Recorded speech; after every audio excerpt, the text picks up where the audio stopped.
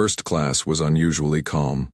Soft amber lighting reflected off polished wood panels. Leather seats reclined silently.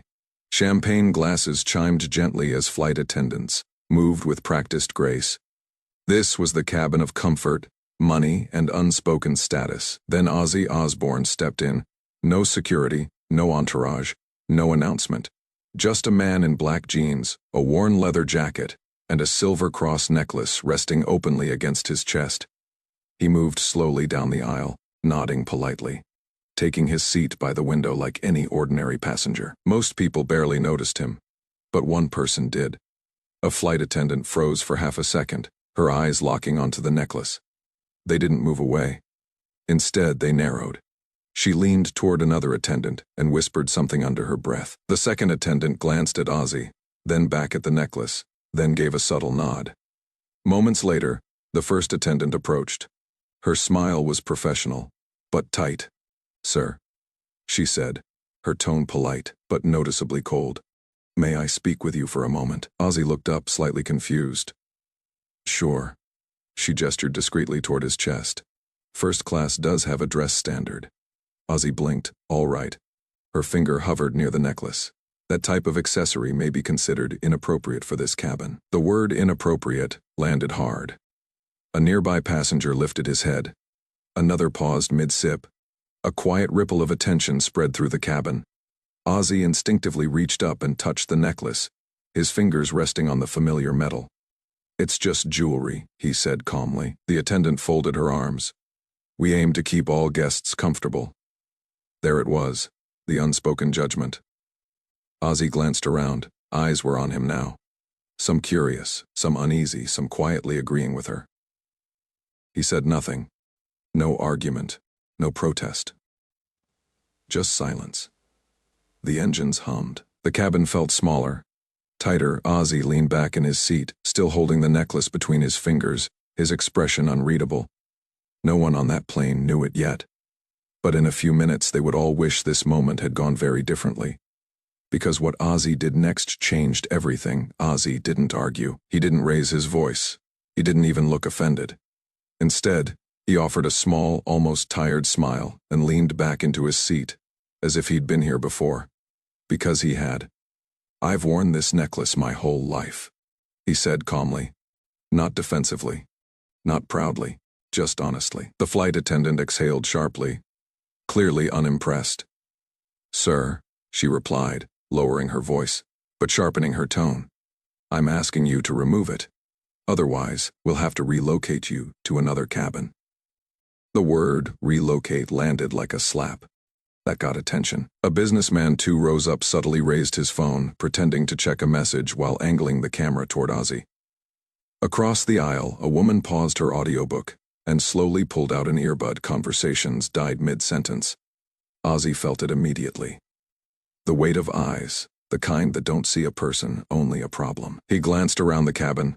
Faces stared, some curious, some uncomfortable, a few quietly approving the attendant's authority. No one spoke up. Not yet. Ozzy reached up and carefully unclasped the necklace. The chain slid between his fingers. For a moment it looked like he was about to give in. Then he stopped. The necklace hung loosely in his hand, silver catching the soft cabin light. "Can I ask something?" Ozzy said gently, his voice barely louder than the engines. The attendant frowned, impatience creeping into her expression. "Sir, please comply with crew instructions." Ozzy nodded slowly. "All right." But he didn't remove it. The necklace stayed right where it was.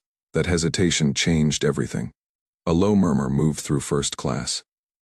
Another phone came out. Someone in the back whispered, "Is he serious?" The attendant's posture stiffened. "Sir, this is your final request." Ozzy looked up at her. Not angry, not defiant, just tired. "Is the necklace breaking any rules?" he asked softly. "Or is it just making someone uncomfortable?" The question hung in the air. She didn't answer. Instead, she repeated herself. Louder this time, "Sir, remove it now." The silence became unbearable. Ozzy could feel his heartbeat in his ears, not from fear, but from something deeper, a familiar ache. The kind that comes from being judged without being heard. He slowly closed his hand around the necklace again. Around him, phones were no longer discreet. People were openly recording now. A man shook his head. A woman whispered, "This feels wrong." But still, no one stepped in. "Have you ever seen someone judged for how they look? Comment where you're watching from." The attendant crossed her arms, clearly expecting compliance. Ozzy remained seated, still calm, still quiet. But the cabin had changed. The air felt heavier, thicker, like everyone knew they were watching a line being crossed, and once it was, there was no turning back. And without raising his voice, without standing up, without saying another word, Ozzy forced the entire plane to choose a side. The flight attendant didn't come back alone. She returned with a supervisor, older, taller, and carrying the kind of authority that usually ended conversations before they started. She stopped beside Ozzy's seat and spoke loudly enough for half the cabin to hear. "This passenger is refusing to follow crew instructions." The words echoed through first class. Heads turned instantly. Ozzy looked up, genuinely surprised. Not offended, just confused. "I'm not refusing," he said calmly. "I'm just sitting." The supervisor studied him for a moment, then glanced down at Ozzy's chest. His eyes settled on the silver necklace. "Sir," the supervisor said evenly, "can you explain why you won't remove it?" Ozzy took a slow breath. "It's personal," he answered honestly. The original attendant let out a short, dismissive laugh. "Personal doesn't mean appropriate." That did it. A ripple of discomfort spread through the cabin. Someone shifted in their seat. Another passenger looked away, suddenly interested in the window. The supervisor raised a hand, but the damage was done. Across the aisle, a woman leaned toward her husband and whispered, "That's Ozzy Osbourne." He frowned. "No way." She pulled out her phone and typed quickly, eyes widening. "It is." The whisper moved forward, then backward, quiet. "Careful." Uncertain. Ozzy heard none of it, or maybe he did and chose not to react. He stayed silent. Not because he didn't have anything to say, but because he had spent decades being judged before he was heard. Judged for his clothes, judged for his music, judged for his voice, his faith, his past. This wasn't new, but that didn't make it easier. The supervisor cleared his throat. "Sir, if you don't comply, we may need to move you to economy." The word economy wasn't a suggestion, it was a threat. A businessman nearby frowned. "That's ridiculous," he muttered, barely audible. Ozzy looked at the supervisor. "I paid for this seat," he said quietly. "I'm not bothering anyone." The supervisor hesitated. Rules were being enforced, but none of them were written down. "Sir," the attendant snapped, "this necklace is creating discomfort." Ozzy finally looked directly at her. "For who?" he asked. She didn't answer. The supervisor shifted uncomfortably, glancing at the growing number of phones pointed in their direction. He lowered his voice. "Let's not escalate this." Ozzy nodded. "I agree." Then he added, calmly, "That's why I haven't." The silence that followed was heavy. No shouting, no insults. Just the unmistakable feeling that something was wrong. A woman in the back whispered, "He hasn't done anything." Another passenger shook his head slowly. "This feels unnecessary." The attendant crossed her arms, clearly frustrated. "We're wasting time."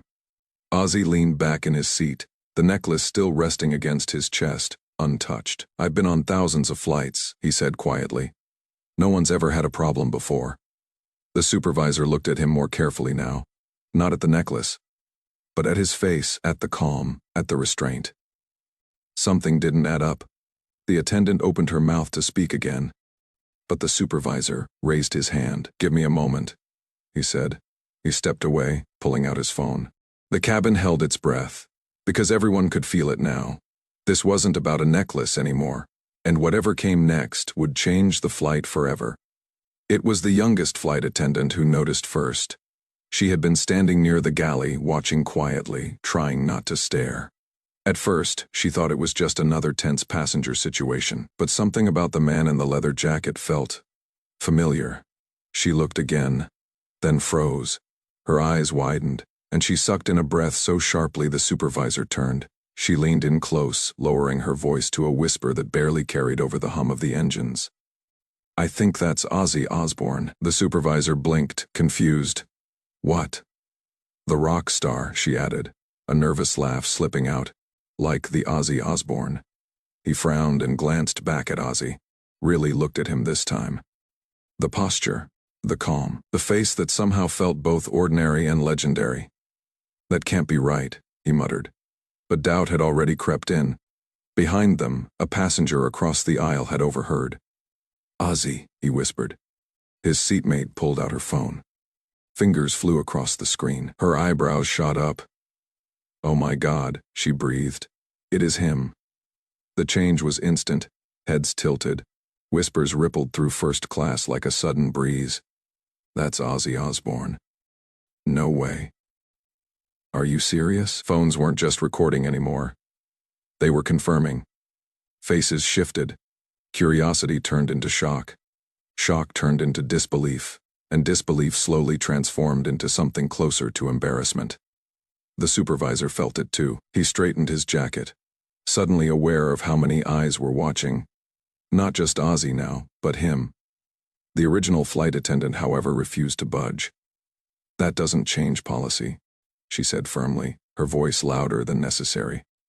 "Fame doesn't give anyone special treatment." The words were meant to sound fair. Instead, they sounded defensive. Ozzy exhaled slowly, not in frustration. In resignation, still calm, still respectful. He adjusted slightly in his seat, the silver necklace catching the light again. He didn't mention his name, didn't correct anyone, didn't use the moment to escape the pressure. He had been here before, where recognition came after judgment. A businessman leaned toward the aisle. "No one's asking for special treatment," he said carefully. "He just doesn't want to be singled out." The attendant shot him a look. "Sir, please remain seated." Another passenger spoke up. "Is there an actual rule against necklaces?" Silence. The supervisor cleared his throat. "Let's keep things calm." But calm had already shifted, because now the cabin knew. And the question had changed. It was no longer, "Who is this man?" It was, "Why is he being treated this way?" Ozzy rested his hands on his knees, eyes forward. "I don't want this to be about me," he said quietly. The supervisor looked at him. "Then help us understand." Ozzy nodded once. "I'm just asking to be treated like everyone else." That landed harder than any accusation. The attendant hesitated, uncertainty flickering across her face for the first time. Around them, the cabin had fully turned. People weren't watching Ozzy anymore. They were watching the crew, waiting. And in that charged silence, one truth became impossible to ignore. This situation was about to end very differently than it began. Ozzy finally spoke. Not loudly, not angrily, but with the kind of calm that demanded attention without asking for it. "I didn't buy this seat for special treatment," he said, his voice steady and clear. "I bought it for peace." The words landed gently, then spread. No one spoke. Even the engine seemed quieter. Ozzy looked around the cabin, not at the crew, but at the people who had been watching. The ones who had stayed silent. The ones who had whispered. The ones who were now suddenly very aware of themselves. "If my necklace makes someone uncomfortable," he continued, his tone still soft, "maybe the problem isn't the necklace." The silence deepened. No applause. No cheers. Just the unmistakable weight of truth settling into the air. The supervisor shifted his stance, adjusting his jacket as if it suddenly felt too tight. He opened his mouth, then closed it again. The original flight attendant swallowed. This wasn't the kind of confrontation she was trained for. Ozzy hadn't raised his voice. He hadn't challenged authority. He had simply named what everyone else was avoiding. "I've been judged my whole life," Ozzy said, almost conversationally. "Sometimes for how I dress, sometimes for what I believe, sometimes for mistakes I've already paid for." He paused. "But never on a plane," he added quietly. "Until today." A woman near the window wiped at her eye. A man too rose back, shook his head slowly, embarrassed. The supervisor cleared his throat. "Mr. Osbourne, Ozzy lifted a hand gently. Not to interrupt, but to slow things down. "I'm not asking for an apology," he said. "I'm asking for understanding." That was when the balance truly shifted. The attendant who had started it all crossed her arms again, but this time it felt less like confidence and more like armor. "We have standards," she said, though her voice had lost its edge. Ozzy nodded. "So do I." That hit harder than anything else he could have said. The supervisor looked around the cabin now, noticing the faces, the body language, the phones still recording. The crowd had chosen, and it wasn't based on fame, it was based on fairness. A businessman finally spoke up. "If this were anyone else," he said calmly, "would we even be having this conversation?" No one answered. Because the answer was obvious. Ozzy leaned back, resting his hands calmly on the armrests. "I don't want anyone punished," he said. "I just want this to end the right way." The supervisor nodded slowly, the tension in his shoulders easing for the first time. "I understand," he said quietly. And for the first time since boarding, Ozzy felt it. The pressure lifting. The necklace still rested against his chest, unchanged. But everything else had changed. Because without demanding it, Ozzy had reclaimed his dignity, and in doing so, he had given the entire cabin something far more uncomfortable than a necklace. A mirror. The supervisor stepped away from the aisle and lowered his voice into the cabin phone. Within minutes, word reached the cockpit. The captain had been informed. First class waited in a heavy, uncomfortable quiet. No conversations, no music, no laughter. Only the steady hum of the engines and the soft glow of the overhead lights. Then the intercom clicked. "Ladies and gentlemen," the captain's voice came through. Calm but unmistakably serious, "We'd like to address a situation in the first-class cabin." Every head lifted. "We sincerely apologize to Mr. Osbourne for the inconvenience caused." The captain continued. "He is, of course, welcome to remain in his seat, and we appreciate everyone's patience." The words echoed. The attendant who had initiated the confrontation went pale. The color drained from her face as reality set in. Not just that she had been wrong, but that everyone now knew it. A few passengers began to clap. It started hesitantly, one person, then another, until the sound grew louder, filling the cabin. Ozzy raised his hand gently. "Please," he said quietly. The applause faded. "I don't want clapping," Ozzy continued, his voice steady but heavy with meaning. "I don't want an apology because of who I am." He looked around the cabin, meeting eyes one by one. "I want respect because I'm human." The words struck deeper than any reprimand. The supervisor stood frozen, absorbing it. The younger flight attendant stared at the floor. The original attendant's arms fell to her sides, no longer crossed in defense. No one spoke, because nothing needed to be said. Ozzy adjusted slightly in his seat, the silver necklace still resting where it always had. Unchanged. Unchallenged. "I don't want anyone punished," he added softly. "I just hope this makes things better for the next person." A woman near the aisle nodded slowly. "Thank you," she whispered. The supervisor finally spoke. "Mr. Osbourne, we appreciate your patience." Ozzy nodded once. "I appreciate being heard." The tension dissolved, not all at once, but enough to breathe again. Passengers returned to their seats. Phones lowered. Conversations resumed. Quieter now, more thoughtful. But something lingered. The original attendant stepped back, her movements slower, more careful. Not out of fear, but reflection. Because the lesson hadn't come from authority. It hadn't come from fame. It had come from dignity. And that kind of lesson stays with you. The video hit the internet before the plane even landed.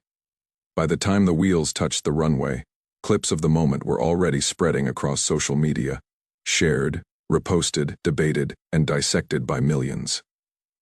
"Flight attendant judges passenger, learns it's Ozzy Osbourne."